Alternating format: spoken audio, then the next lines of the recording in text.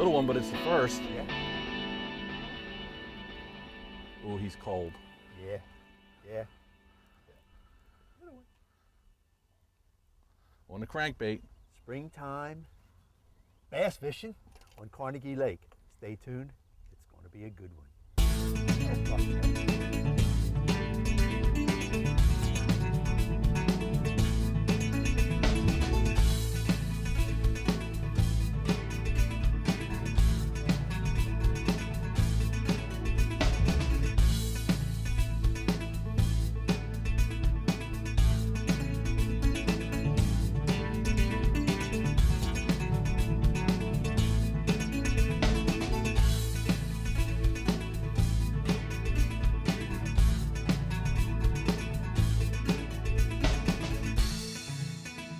Right off of that piece of wood. I think we're just going to do the boat flip with him here. So, get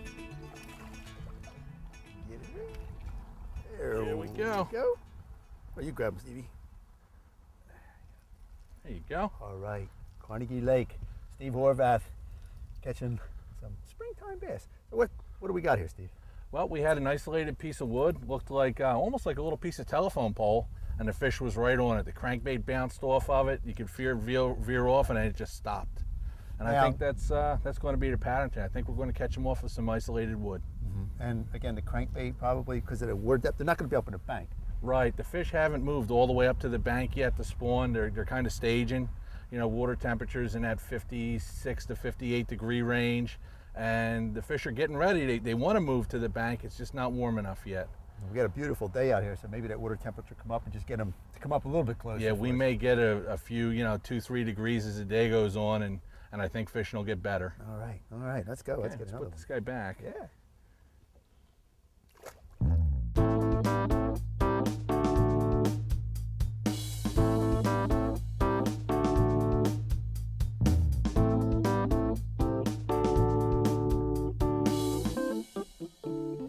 There you go. All right, I got him. A little one. A little tap. I knew I was going to get one out of there. It was funny because I was watching your line when it hit the water. Clink, clink. Oh, man. This is a little bass here. And basically call them bank runners, I guess. And what we're just trying to do right now, again, the water temperature is still in the low 50s, mid 50s, I guess. And we're just trying to find out where the fish are. Are they up on the bank or are they out farther? So I'm just throwing a little stick bait here, this little plastic bait, and finally got one off of that bank. So maybe we'll catch some other ones off of that as they come out. Right, and something important for the viewers that are watching the show is we're fishing a lake that we don't fish a lot. We don't know a ton about this lake. Right. And instead of us taking our 2 favorite crankbaits and going down the bank, we're fishing something different. Right. So if they're hitting a crankbait, maybe you'll switch over to a spinnerbait or another crankbait. And if you start catching them more on the Senko, then maybe I have to slow down. Mm-hmm. And that's a good tip for people, not to fish the same thing your buddy's fishing. Right, and different water and different baits in that water column. Right, and that's what we're doing. We're covering the whole water column from the surface to the bottom right now.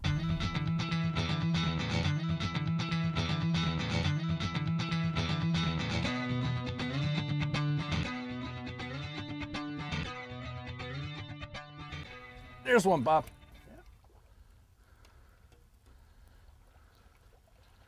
Again, on that crankbait, out from the bank a little bit. Not the biggest, but I'll take them right now. Now what we have here, Steve, we have just these, I guess, emerging lily pads, little pockets of them, and that seems to be where the fish are holding. Right, we have some emerging pads. And if you notice, the bank itself now is more of a sand than a rock. So it's kind of like a change in the bank that we have. And I think we're going to get a bunch of fish up here. The other thing is, we got a little bit of wind now. Mm-hmm. And the wind breaks up the surface a little bit, makes it a little bit harder for the fish to see your line as you fish. And, we got everything going for us now instead of like a flat, slick day, like everybody's dream fishing day, not a breath of wind. Right, yeah. Unfortunately, it's easy to fish, but maybe not easy to catch fish with those conditions. Yeah, and so these fish, with the surface breaking up, I'll throw my spinnerbait back on here and start throwing that, see what Yeah, happens there. yep, might be a good idea. And then with the crankbait, it's just, these are pretty aggressive fish, really. Yeah, they're hitting it hard. Yeah. They really are. For as cool as the water is, and it's not even like a real stop and go retrieve or anything. No, you're just moving it. I'm moving it steady. As I glance off of something, that's when the fish are hitting it. You know, so I think we're on to something.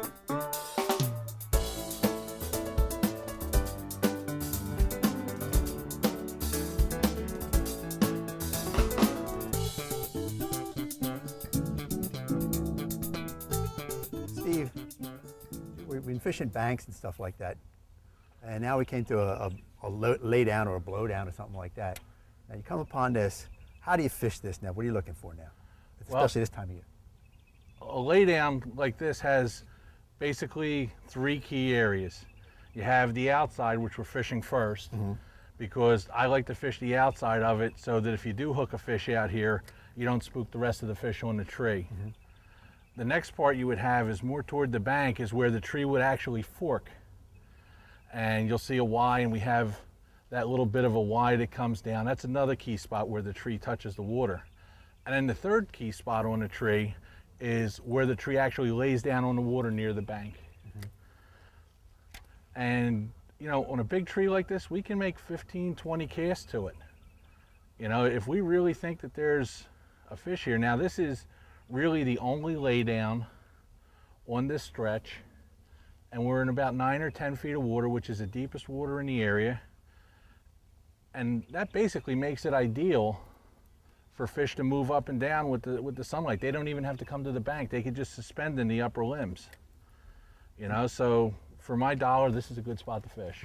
And now fishing it with a jig, is a plastic worm, what? Well, when we first came up to it, we tossed the crankbaits around the outside, and now we're picking apart the inside with a jig or a worm.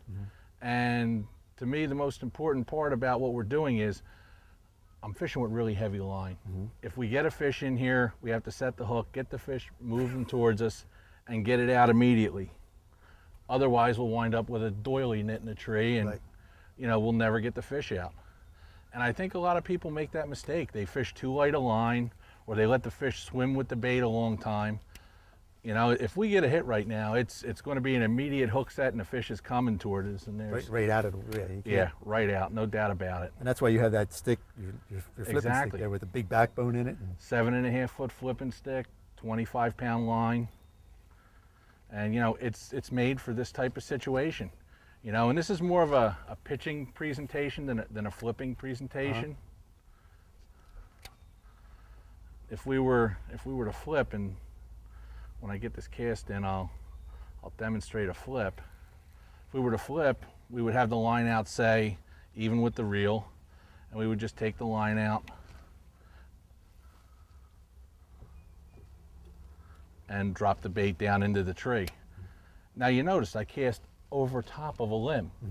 Nobody in their right mind with 8-pound test is going to throw over top of the limb, at least in a tournament. I mean, you can have fun wrestling a fish out on lighter line when you're fun fishing, but if you're money fishing, I really recommend really heavy tackle for this type of stuff.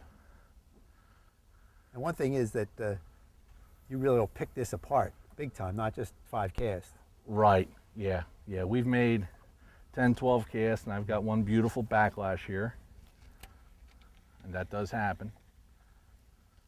But we're covering every bit of this tree. Really picking it apart, slowly, methodically. Now that doesn't match up with our pattern. Right. You know, our pattern is to move, find isolated brush, isolated trees, some kind of isolated cover, and that's where the fish are. But a lot of times you may pick that 1 or 2 bigger fish of the day right off of something like this, and that's why we're taking the time to do it.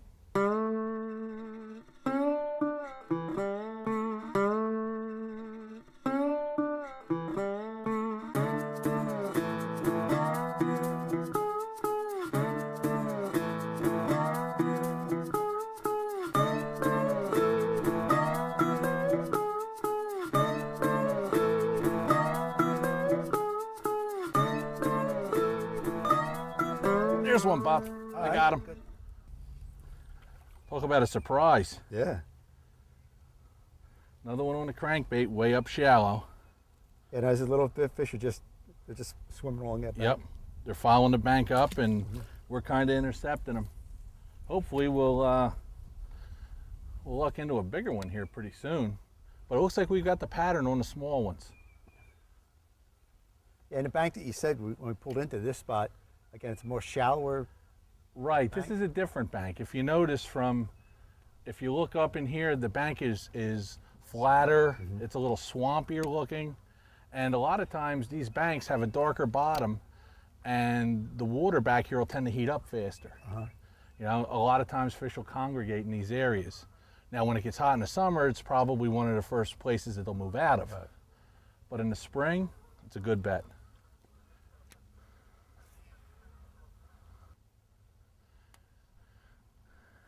That is a pretty good isolated piece of wood over here, Bob.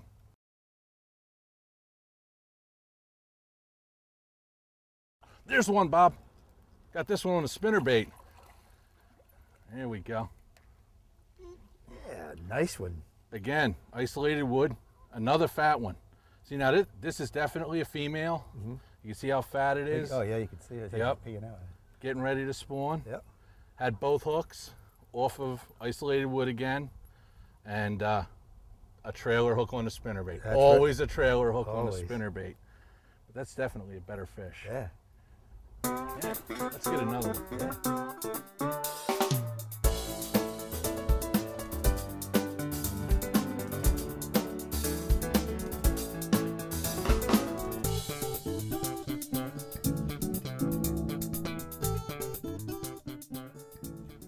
There's one, Bob. Back in this dirtier water. Not quite as big as the others, but he'll do. And again, we're just fishing that flat bank, coming up on it. Look at him. Yeah, he got it pretty good too. Yeah. He crushed it. 2 hooks. 2 hooks, and he's got it. It's a fat little fish too, though. Yep. Another male moving up. And yeah, we're on this flatter bank. We got a little bit different water color here. You know, it's a little dingier here. Right. Yeah. And the fish are hitting the spinnerbait. It seems like the deeper water, the fish wanted the crankbait. You know, we actually have 2 patterns going. You know, we have a crankbait pattern going on a little bit steeper bank with isolated wood and pads. And then on the shallower banks, you know, we're catching them on a spinnerbait. Yeah. Again, isolated stuff, and they're not everywhere, and we have to work for them. Yeah, when you come up on a spot, you got to start looking at picking it apart. Yeah. And just, Yep. You have to look at it and say, okay, there's a little lane between the pads, or there's a clump of pads, or there's a stick in the pads, you know, and that's where the fish are coming from, those type of spots. You know, it's almost getting easier to call. Yeah.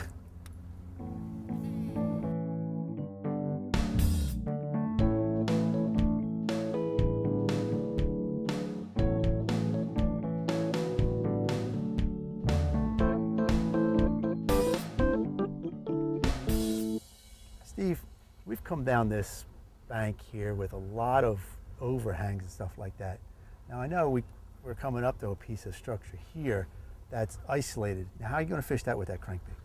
Well, I think the most important thing, Bob, is angle.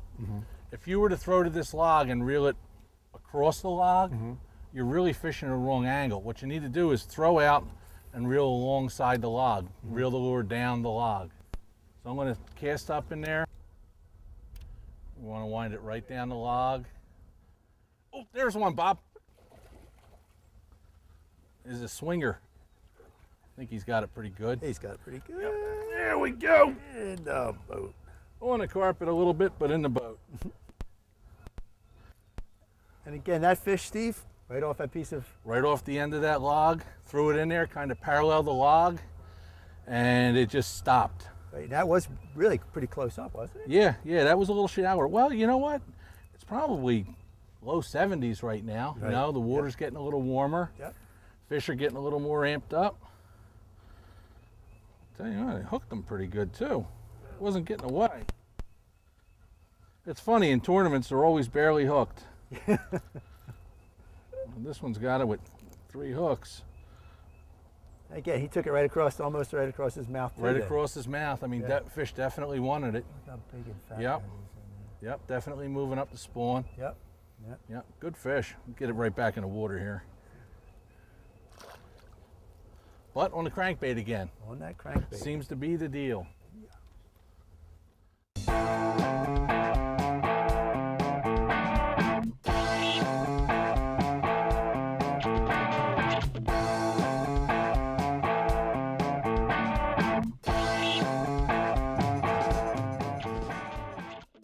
There you go. All right, look at this, right at the boat. Now that fish followed me out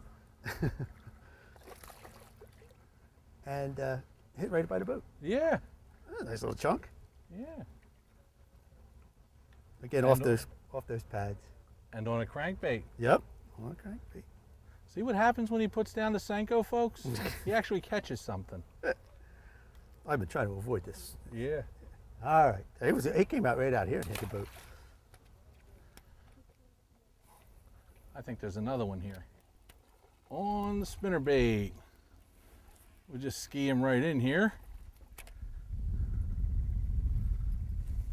A little buck. Yep, another little guy. You know what I say, Bob? They all count as one. That's it. Get back here. Let's get another one now. Right up there in them pads.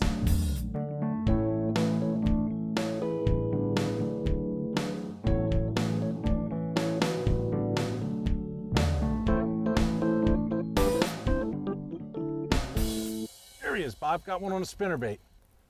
There we go. On the spinnerbait. Yep. Yep, there he is. Nice one. Nice one. Yep. Again, off a piece of Piece of wood, right. Isolated near some pads on a flat bank. And I mean, it's not a big fish, but it definitely goes on with the pattern of the keeper fish have been on the flatter banks, isolated cover or pads. And that one came on a spinnerbait. Yeah, that's not as fat as some of the other ones we've had. No. But again, it's a keeper. Yep. You know, I was taking it and I was reeling it right through the bush.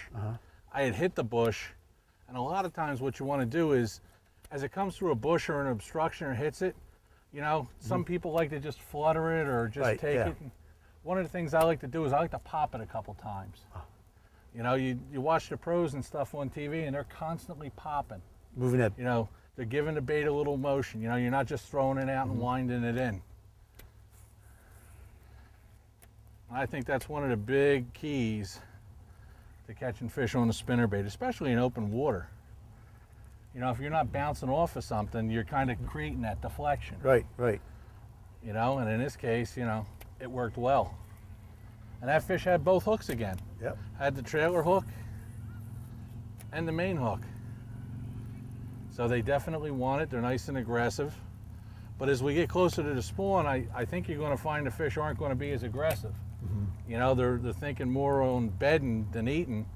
And what you wind up with is a lot of short strikers. They come in, they ram it with their nose. Right, just to get it out of there.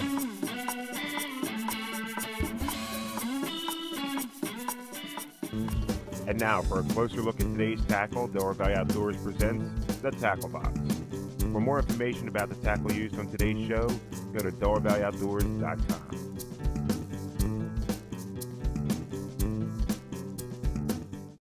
Well, Steve, we're over here at Carnegie Lake. Let me tell you, it's a beautiful lake. It's electric only. Matter of fact, look behind us there, we got rowers and stuff like that. This is a great lake right outside of Princeton, and it's just wonderful fishery. It really is a good lake, Bob. It doesn't get a ton of fishing pressure. It's an electric motor only lake, so you can't crank up your big outboard, but if you have a boat with a bigger outboard like we do, you just can't use it. All right. Okay? It's a very long lake. You know, it's several miles long. Yep. You could fish a whole day here and really not get bored with where you're at. No, you could just do the whole lake in one day and just come right back and you'd be finished for the day. And a lot of good structure, blowdowns, pads. You got everything you want. There's a little bit of everything. You know, there's chunk rock, people that like to flip and pitch. You know, there's lots of laydowns, there's pads, there's open bank. And one of the neat things is, you know, if you don't want to come here bass fishing, there's big carp, catfish, Perch. crappies. We caught perch today. Yeah. So the lake's really got a lot of fish in it. Well, the baits that we used today, or I should say you caught the fish on today, was this little bait right here. Tell me about this bait, Steve. Right, it's a little bandit crankbait. It's a color similar to like a citrus shad, or I think they might call it citrus. Blue back, chartreuse, white belly. The lake has really good watercolor.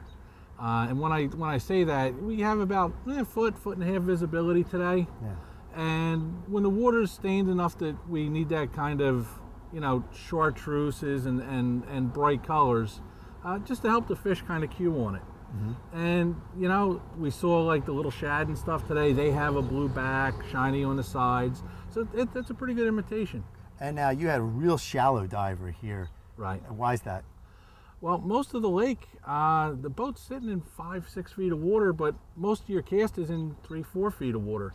There are lots of laydowns. You want to remember that when you're fishing your crankbait around a lot of wood and stuff, number one, you probably want to go up the heavier line.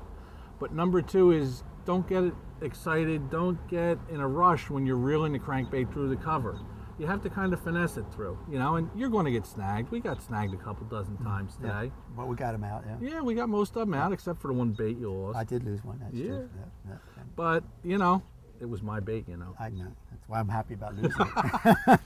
But these do go through wood a lot more than you would think. Yes, yes.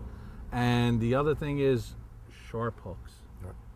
We're really not crushing the fish with the hook set like you would on a plastic worm or a jig, where you really have to drive the hook home.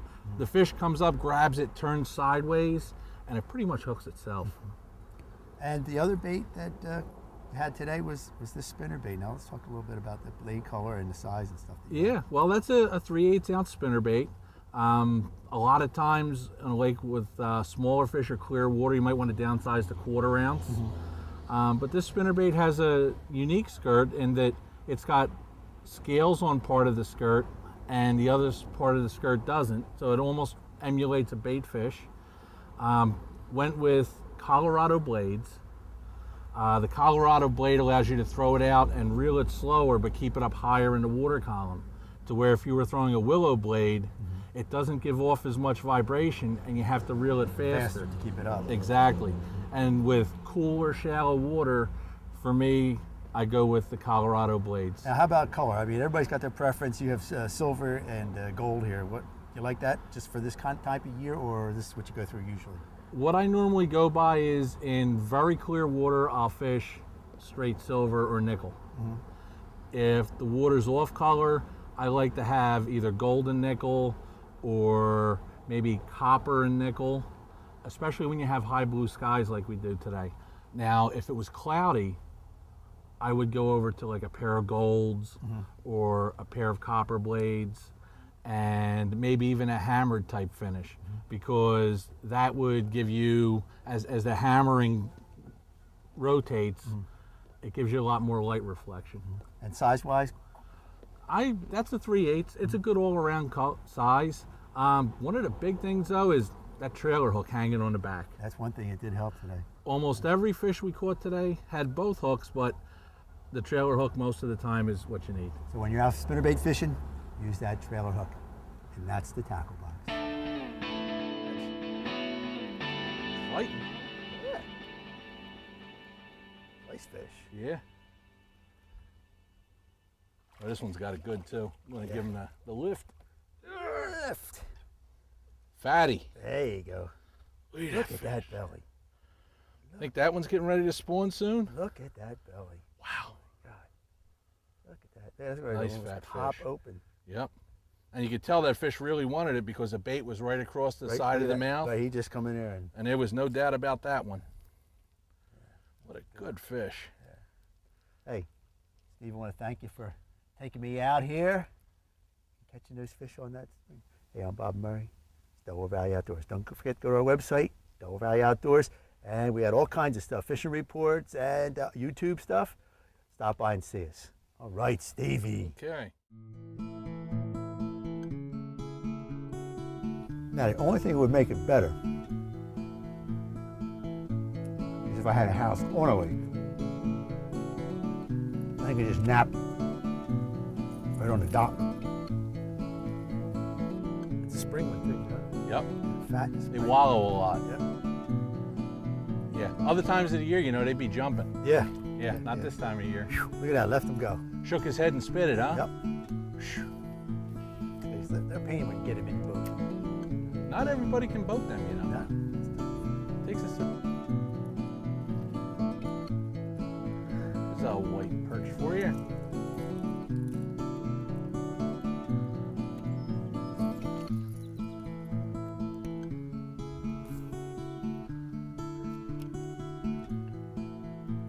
And boy, are they big today. Yeah. Ooh, yellow perch. I like that little bait. They're slamming this little guy, kind of like a citrus shad color. And you know, we're fishing a citrus shad to kind of emulate the shad that are in the lake. I think we'll get some bigger ones. Which to the crank? Oh, I lost him. I didn't see anything. Did he have a fish? That little crank.